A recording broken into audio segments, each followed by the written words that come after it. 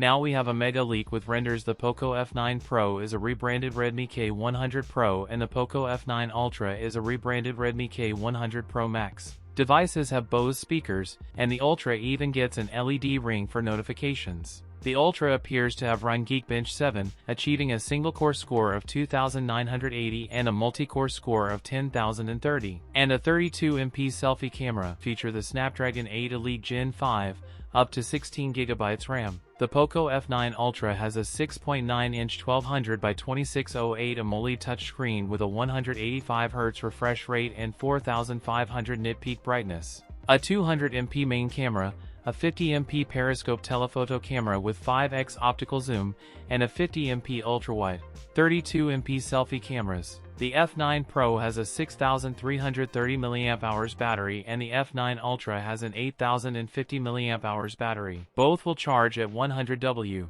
The Poco F9 Ultra will apparently go for at least €999. That's it for today's video. If you enjoyed it, don't forget to like, comment, and subscribe for more content. Thanks for watching, and I'll see you in the next one.